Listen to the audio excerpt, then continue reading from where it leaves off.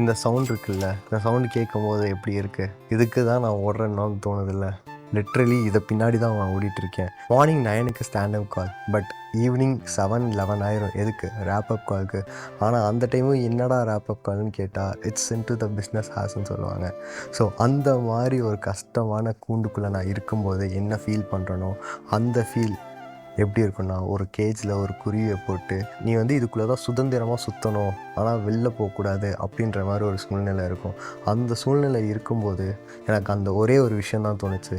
என்ன அப்படின்னா, இந்த கூண்டை உடச்சிட்டு நான் வெளில போய் இது தாண்டா என் ஃப்ரீடம், நான் இங்கே ரிஸ்க் எடுத்து தாண்டா வாழ போகிறேன் அப்படின்ற மாதிரி ஒரு ஐடியாலஜி நான் க்ரியேட் பண்ணணும்னு நினச்சேன். அந்த மாதிரி க்ரியேட் பண்ணணும்னு நினைக்கும் போது தான் ரிஸ்க் டேக்கிங் எபிலிட்டின்னு ஒன்று ஃபோக்கஸ் பண்ண ஸ்டார்ட் பண்ணேன். அந்த ரிஸ்க் டேக்கிங் எபிலிட்டியை நீங்கள் இந்த வீக்கெண்ட் பண்ணலான்னு நினச்சிருப்பீங்க, ஏன் போன வீக்கே பண்ணலான்னு நினச்சிருப்பீங்க, ஆனால் பண்ணியிருக்க மாட்டீங்க. ஏன்னா டெட்லைன்ஸ் இருக்கும், மேனேஜர் கால் இருக்கும். பட் வர காசு உங்கள் ஃபேமிலியை செக்யூராக வச்சுருக்கோம், ஆனால் உங்களை நிம்மதியாக வச்சுருக்கா? கிடையாதுல்ல. So think beyond your work, you will get to know more things.